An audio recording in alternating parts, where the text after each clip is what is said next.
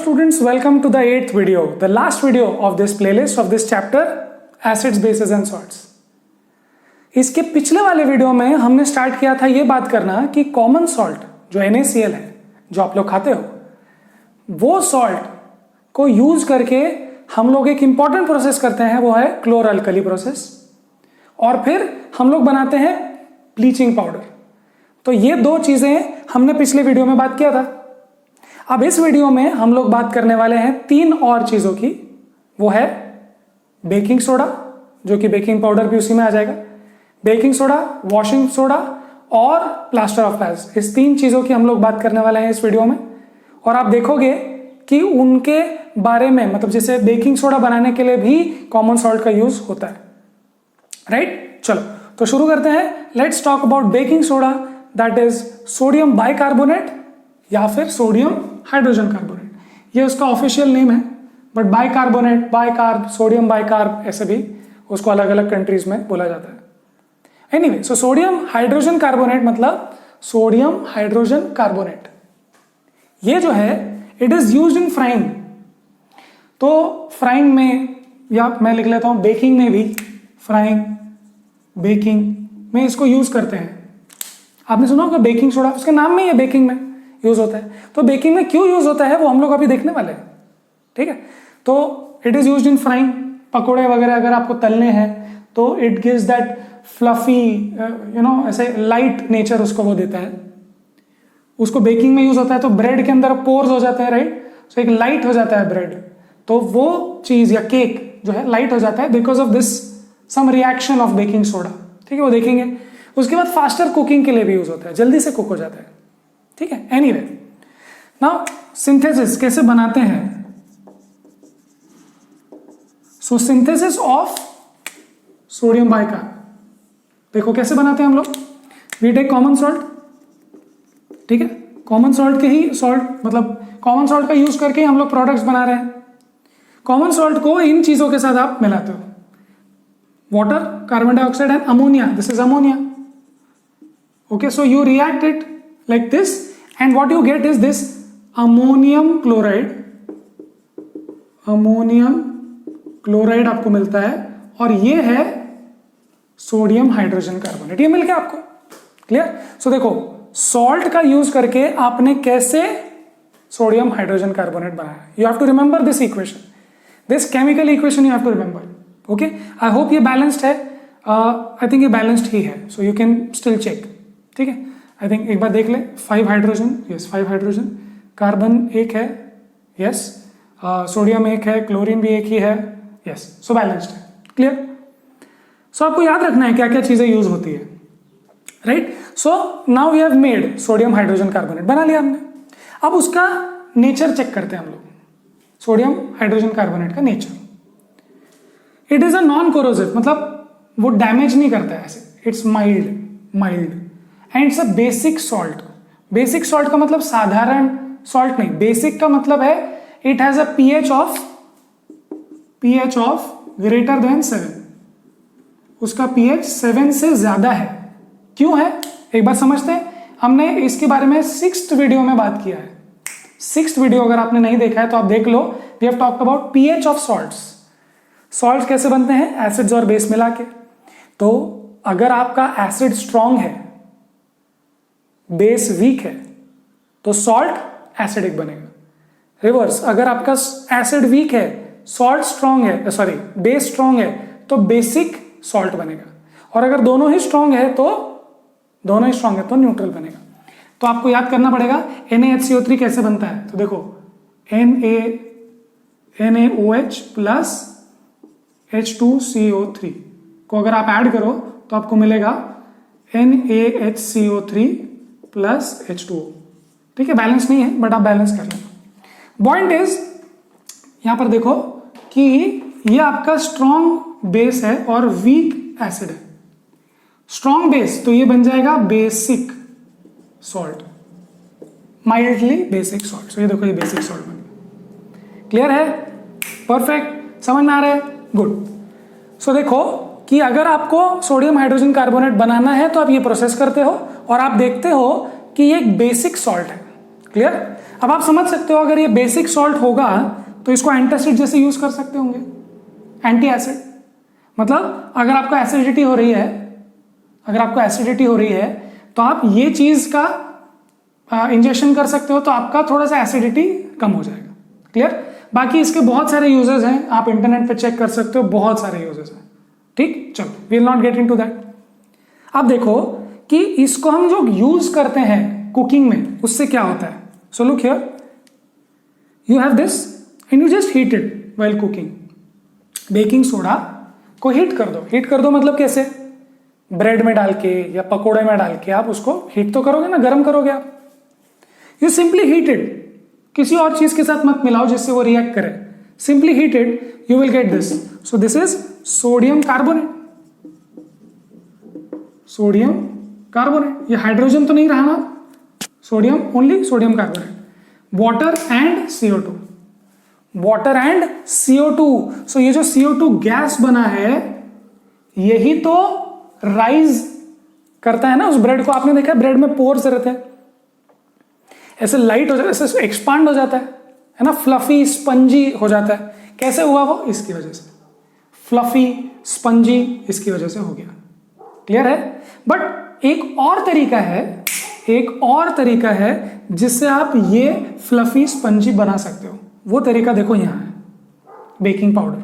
अब देखो इसका यूज। सो ये आप समझ गए कि आप बेसिकली सोडियम हाइड्रोजन कार्बोनेट मतलब बेकिंग सोडा को यूज करो, ब्रेड में, आटे में मिलाओ, हीट कर दो। हीट कर दोगे तो CO2 निकलेगा, ट्रैप हो जाएगा, और ट्रैप होने के बाद वो ब्रेड का शेप ही वैसा हो जाएगा ना, आप देखते हो पोर्स है उसमें। सो बाद में वो CO2 निकल भी जाएगा, कुछ और गैस भी आ जाएगी, but that space will be there forever. So it is like light ना। ये जो आपने किया, एक और तरीके से आप इसको कर सकते हो, और देखते हैं कैसे। You can use baking powder. अब देखो बेकिंग सोडा को अगर आप एक एडिबल एसिड से मिला दो, एक एडिबल एसिड, कोई एसिड है जो आप खा सकते हो। 6th वीडियो देखो, 5th वीडियो में हमने बात की थी जो एडिबल एसिड्स, नेचुरली मिलने वाले एसिड्स हैं, कहां हैं? देखो कर्ड में है, यस, कर्ड में, टमेटो में, इमली में है, राइट, टैमरिंड में, और भी बहुत सारी, दही में है lactic acid. So there are so many, vinegar, so many acids which you can eat, edible, जो आप खा सकते हो, है ना, जो आप खाते हो। So these acids, if you add some acid, if you add with baking soda, so some baking soda is 30%, some other ingredients are there. So अगर आपने ये मिला दिया, इन दोनों को साथ में बना के बेकिंग पाउडर आपने अगर बना दिया, तो बेकिंग पाउडर को अगर आप पानी, ध्यान से देखो, बेकिंग सोडा ये है, तो मैं यहां पर जगह कर लूं, ये है बेकिंग सोडा, करेक्ट? ये कहां से आया? एसिड से आया। समझ में आ रहा है? देखो ये है अकेला, अगर आप इसको हीट करो तो भी CO2 निकलेगा, तो भी फ्लफी होगा। बट अगर आपने इसको एसिड के साथ मिलाया, मतलब बेकिंग पाउडर यूज किया, एसिड के साथ में यूज किया, so you have to get it in water. Okay, अगर आपने इसको पानी में मिला दिया तो क्या होगा बताओ? एसिड अगर पानी में मिलता है तो वो एसिडिक बिहेवियर दिखाता है, याद करो। यस, एसिडिक बिहेवियर कब दिखाते हैं? पानी में। तो जैसे ही इसमें आप पानी डालते हो, वो अपने आप रिएक्शन होना स्टार्ट हो जाता है। You have baking powder, you mix it in bread और समथिंग, और उसको रहने दो ऐसे ही थोड़ी देर, तो अपने आप राइज होता है एनीवे। कैसे? आपने उसको वाटर डाल दिया, वाटर में जैसे ही एसिड डालते हो, H+ आयंस निकलने स्टार्ट हो जाते हैं, राइट? अब जैसे ही H+ आयंस निकले, this reaction will start happening. अब देखो क्या हुआ, अब निकला CO2 जो यहां पर भी आया था, H2O जो यहां पर भी आया था, और Na salt of some acid. मतलब सपोज ये एसिड HCl हो, तो ये NaCl हो जाएगा। अगर ये सपोज CH3COOH का हो, मतलब एसिटिक एसिड का हो, तो ये सोडियम एसिटेट बन जाएगा, जो भी हो। The point is that you can have sodium hydrogen carbonate directly heated to make it fluffy, or you can do it with acid, in presence of acid, and this reaction will happen. It will also give CO2. The difference is this. Two molecules of this 2 molecules of this will give you 1 molecule of CO2, but यहां पर 1 molecule of this will give 1 molecule. इसका मतलब अगर आप acid के साथ मिलाते हो so it will give you more gas, more fluffiness. अगर आप ऐसे हीट कर दो तो भी होगा, बट कम फ्लफी होगा, कम CO2 निकलेगा, इसमें ज्यादा निकलेगा. ठीक है. सो ये सब तो खैर कुकिंग के डिटेल्स हैं, that's something which you don't need to know too much. But बात समझने की ये है कि आप NaHCO3 का यूज करते हो फ्लफी बनाने के लिए, कुकिंग में, बेकिंग में यूज करते हो. आप एसिड के साथ मिला सकते हो तो बेकिंग पाउडर यूज कर लो, या फिर बेकिंग सोडा में भी आप बटर मिल्क या कुछ नींबू या ऐसे कुछ मिला के you can do this reaction. So it's very straight forward. Clear? It is used in antacid. क्यों antacid? Because pH is basic, it's a basic salt.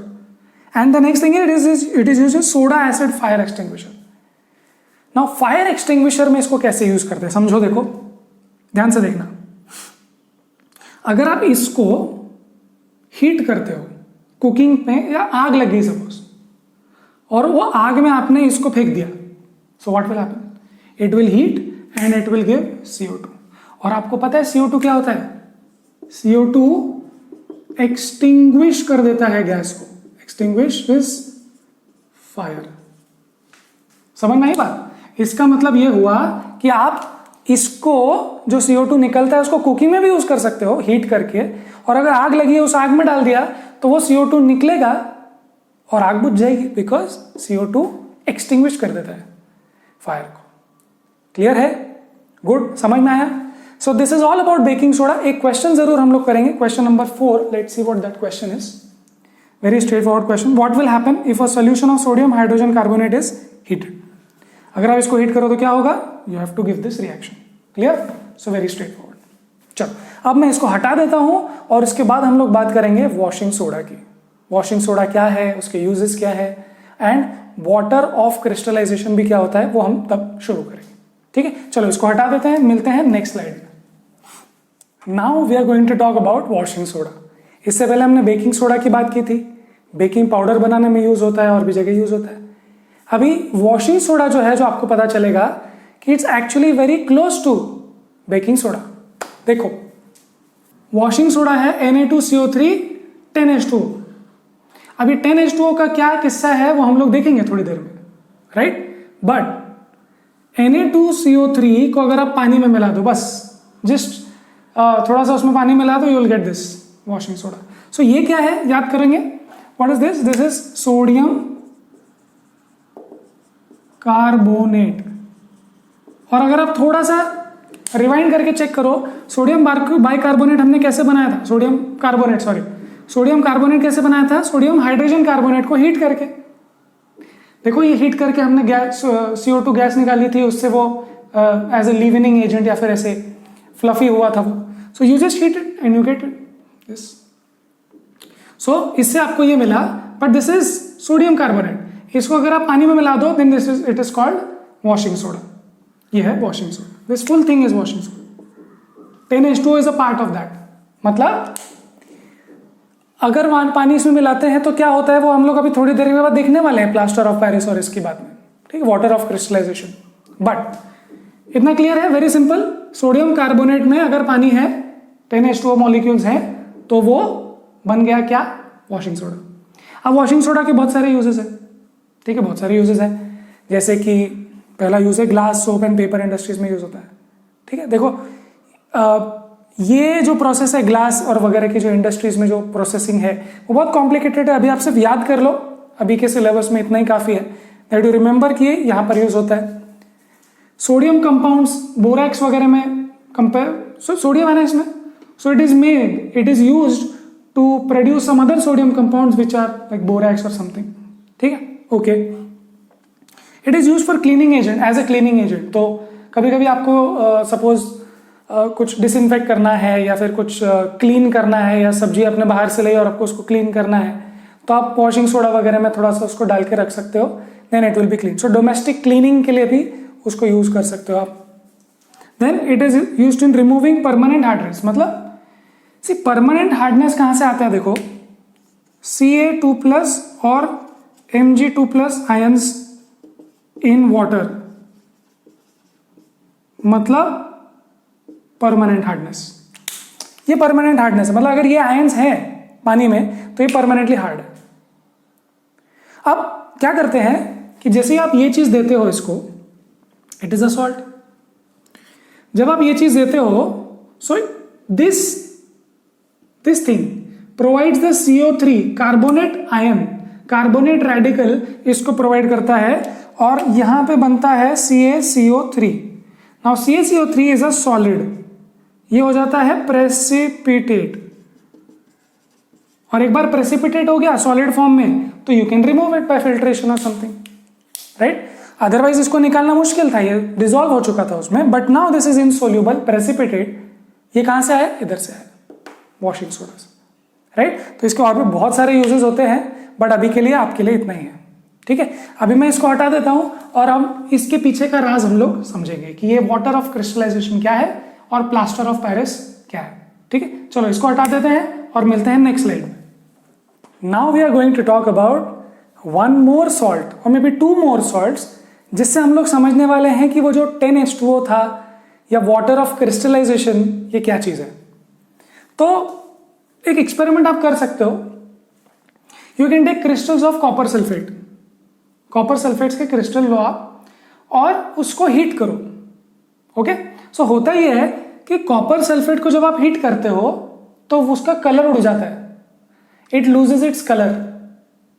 Now copper sulphate का कलर चेंज, कॉपर सल्फेट वैसे तो blue होता है, but जब उसको heat करते हो तो वो व्हाइट बन जाता है। तो किसी को लगेगा कि कुछ केमिकल रिएक्शन हुआ है, बट एक्चुअली क्या हुआ है देखो कि कॉपर सल्फेट जो अपने को ऐसे ड्राई क्रिस्टल्स लगते हैं ना, it is actually not dry, it has 5H2O molecules with 1 molecule of copper sulfate salt and basically it's a crystal, मतलब बहुत सारे हैं, बट एक कॉपर सल्फेट मॉलिक्यूल के पीछे या उसके साथ 5H2O के मॉलिक्यूल्स लगे हुए हैं, और वो 5H2O के मॉलिक्यूल्स ही उसको ब्लू कलर देते हैं। तो हमको लगता है कि वो तो ड्राई सॉल्ट है, हमने उसमें पानी में नहीं मिलाया उसको, but it is actually not dry, it has hydration, water of hydration ऐसा भी बोलते हैं, वाटर है, water of crystallisation, so it is blue. ना अगर आप इसको हीट करते हो तो ये उड़ जाता है और अब वो व्हाइट हो गया, और फिर से पानी मिला दो तो वो फिर से ब्लू हो जाता है। So it's not a chemical reaction which is happening, ऐसे आप देखो, it is just water molecules are gained and lost, that's all. So this is water of crystallisation which is defined as fixed number of water molecules, जैसे कि 5, it's not 6। अगर आप बहुत सारा पानी दो तो आप बोलोगे ले बहुत सारा ले ले और डार्क कलर दे दे ब्लू का, that will not happen. What is happening is एक कॉपर सल्फेट के मॉलिक्यूल के साथ 5 fixed number of water molecules होंगे, fixed number of water molecules present in one formula unit of salt. Formula unit, this is one formula unit, CuSO4, एक formula unit मतलब एक formula, उसके साथ कितने पानी के मॉलिक्यूल्स हैं? 5। तो इसको बोलते हैं कॉपर सल्फेट पेंटाहाइड्रेट, ऐसा भी बोल सकते हैं आप, इसको बोल सकते हो पेंटाहाइड्रेट और बाकी कॉपर सल्फेट, ओके। और ये हो गया एनहाइड्रस, एनहाइड्रस मतलब no hydration, no water, so this is lost its colour, it has become white, और ये है ब्लू, क्लियर है। तो ऐसे ही बहुत सारे फेरस सल्फेट के साथ भी होता है, आयरन सल्फेट के साथ, वो भी ग्रीन कलर का होता है, बट अगर उसका आप पानी निकाल दो तो वो भी व्हाइट हो जाता है, उसका कलर उड़ जाता है, उसका रंग उड़ जाता है, ऐसा बोल सकते हो। सो पानी की वजह से उसका रंग है, ठीक है। सो वाटर ऑफ क्रिस्टलाइजेशन समझ गया आपको, गुड। उसका एक बहुत अच्छा और एग्जाम्पल है जो हम लोग देखने वाले हैं अभी, और ये last part of the chapter है, वो है कि जिप्सम। ना जिप्सम क्या चीज है? तो देखो ये कैल्शियम सल्फेट है, बट कैल्शियम सल्फेट के साथ अगर 2 वाटर मॉलिक्यूल्स हैं, मतलब ये एक फॉर्मूला है पूरा, सो this is one formula unit of salt, इसके साथ water of crystallisation 2H2O।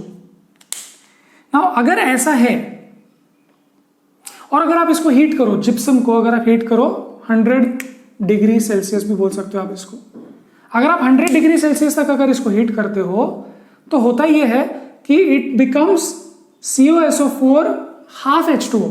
Now half H2O के बीच में क्या राज है वो मैं आपको बताऊंगा, but it becomes less number of H2O molecules. Now this is like a powder, okay, which is called plaster of Paris सुना होगा आपने, प्लास्टर ऑफ पेरिस। सीलिंग्स होती है ना, फॉल्स सीलिंग, या फिर जो लोगों के हड्डी टूट गई किसी की, अब फ्रैक्चर हो गया तो उसको पूरा पट्टी लगाते हैं, वो है ना, प्लास्टर ऑफ पेरिस का वो पूरा कास्ट लगाते हैं, उसको बोलते हैं ऐसे, उसमें हाथ फिक्स्ड रहता है, हिलता नहीं है। So that thing which is used is plaster of Paris. Plaster of Paris it's a white powderous substance. So समझे आप, जिप्सम को गर्म किया, सो 2H2O मॉलिक्यूल्स थे, अब हाफ H2O मॉलिक्यूल्स हो गए, जीरो नहीं हुए है। अब ये प्लास्टर ऑफ पेरिस में अगर आप वाटर मिलाओ, देखो प्लास्टर ऑफ पेरिस क्या करते हैं कि आपके हाथ में सपोज हाथ फ्रैक्चर हो गया, आपको ये फिक्स करना है, तो यहाँ पे प्लास्टर ऑफ पेरिस लगा दिया और उसके बाद उसमें पानी के साथ में उसको रख दिया, मतलब plaster of Paris plus water. देखो ये तो प्लास्टर ऑफ पेरिस है, ये हमने एक्स्ट्रा वाटर डाला है,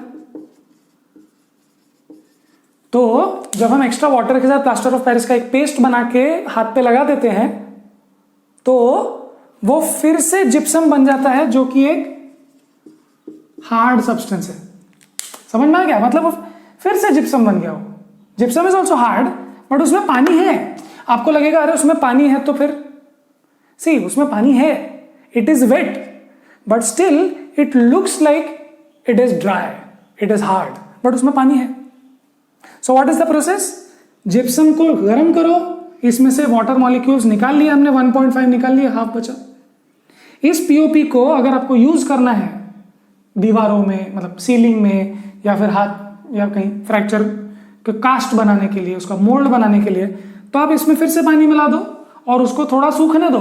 फिर जो बचता है वो एक वाइट सब्सटेंस होता है, कड़क होता है, वो होता है जिप्सम। क्लियर है? समझ में आ रही है बात? बहुत अच्छे से। सो समझ में आ गया आपको कि ये जो 2H2O है, हाफ H2O है, ये क्या है? ये है water of crystallization. Now you might ask ये हाफ वाटर मॉलिक्यूल क्या है? देखो, तो एक CaSO4 है और 2 CaSO4 है। ये 2 CaSO4 के लिए एक H2O मॉलिक्यूल। समझ में आ गया? अब देखो, अगर 2 के लिए एक H2O मॉलिक्यूल है, तो एक के लिए तो हाफ बोला जाएगा। देखो यहां पे 1 फॉर्मूला यूनिट ऑफ सॉल्ट। देखो अगर मैं ऐसे लिखूं 2 CaSO4 डॉट 1 H2O, अगर मैं ऐसा लिखूं तो आप बोलेंगे ठीक है, बट डेफिनेशन क्या है वाटर ऑफ क्रिस्टलाइजेशन का? Don't say that it is 1, it's not 1, because 1 is for 2 molecules of salt, but यहां पर 1 फॉर्मूला यूनिट ऑफ सॉल्ट के लिए कितना होगा? तो बोलेंगे भाई अच्छा, अगर ऐसा है तो you can say therefore CaSO4 1 CaSO4 के लिए you will say half H2O। So what is water of crystallization? 1 formula unit के लिए कितने मॉलिक्यूल्स ऑफ वाटर? क्लियर है? Number of molecules of water present in 1 formula unit. So you have to write it this way, but you have to understand कि इसका मतलब क्या है। लिखने का तरीका ये है, बट समझने के लिए क्या जरूरी है? समझने के लिए जरूरी है कि 2 के लिए एक था। That's it. समझ में आ रही है बात? वाटर ऑफ क्रिस्टलाइजेशन, जो क्रिस्टल्स, जो सॉल्ट्स आपको ड्राई लगते हैं वो ड्राई नहीं है, उसमें वाटर है, उसका कलर उसकी वजह से है। अगर आपने उसको गर्म कर दिया then it will become white. Okay, water of crystallization का डेफिनेशन समझ में आ गया, और ये जिप्सम का एक एग्जांपल पता होना चाहिए। क्लियर है? चलो गुड, लेट्स डू 3-4 क्वेश्चंस, बहुत स्ट्रेट फॉरवर्ड क्वेश्चंस होंगे। Let's start. So question number, exercise का देख लें पहले। Exercise question number 13 says plaster of Paris should be stored in moisture proof container. Why? बताओ। प्लास्टर ऑफ पेरिस को moisture proof container, मतलब पानी नहीं आने दे रहा है। क्यों? क्योंकि अगर पानी मिल गया, उसको हवा का मॉइस्चर भी मिल गया, थोड़ा सा भी पानी मिल गया, it will become gypsum, hard हो जाएगा। तो जो पाउडर है वो हार्ड हो जाएगा। आपने कभी देखा होगा कंस्ट्रक्शन साइट पे प्लास्टर ऑफ पेरिस अगर खुला पड़ा हुआ है, देन इट बिकम्स हार्ड, और फिर आपको उसको ये करना पड़ेगा, you have to heat it and then you get the powder. Okay, so you have to store it in moisture proof because it will absorb moisture and it will become hard solid gypsum. Clear है? Okay, let's talk about question 15। Question 15 is give 2 important uses of washing soda and baking soda. Uses आपके सामने थे, बता सकते हो आप क्या क्या यूजेस थे। वॉशिंग सोडा को ग्लास पेपर इंडस्ट्री में यूज करते हैं, उसको डिसइंफेक्टेंट जैसे यूज कर सकते हो, है ना। हार्डनेस ऑफ वाटर निकालने के लिए। और बेकिंग सोडा कहाँ यूज होता है? फॉर बेकिंग, कुकिंग, और उसके बाद उसको एक्सटिंग्विशर्स में भी यूज करते हैं। ओके, सो वो भी हो गया। उसके बाद question number 3, question number 3 is page number 33 which says name the sodium compound used for softening hard water. Hard water hardness निकालने के लिए कौन सा? Washing soda. वॉशिंग सोडा क्या है? भूलना नहीं वॉशिंग सोडा क्या है। Na2CO3 10H2O, ये है वॉशिंग सोडा। सिर्फ Na2CO3 बोल के काम नहीं होगा। क्लियर? गुड। नंबर 5 क्वेश्चन देखेंगे। Right an equation two show the reaction between POP and water. बस ये रहा POP और water. Clear? So that was the last video of this playlist. That was a wonderful chapter. मुझे बहुत personally अच्छा लगता है। So many practical examples. I hope आपको अच्छा लगा होगा। द ओनली थिंग इज कि आपको इक्वेशंस याद रखने पड़ेंगे, याद रखने पड़ेंगे। ठीक है, this is CaSO4 not CuSO4। Some things you have to practice. ठीक है, अपना अपना हर वीडियो या हर चैप्टर का, हर केमिस्ट्री, फिजिक्स, बायोलॉजी अलग अलग का अलग अलग स्ट्रैटेजी होता है। You have to handle it that way, but then if you handle it that way it is going to be fun. ठीक है, so I tried my best to make it fun for you. मुझे तो मजा आया। ठीक है, सो अगर आपको ये एग्जाम के पहले बार बार देखना है, रिपीट रिविजन के तौर पे देखना है, तो आप देख सकते हो। इसके नोट्स आप अच्छे से बना सकते हो। ओके, चलो, सो इस वीडियो को, इस चैप्टर को यहीं खत्म करते हैं और मिलेंगे हम लोग नेक्स्ट चैप्टर्स में। तब तक पढ़ाई करते रहें एंड ऑल द बेस्ट।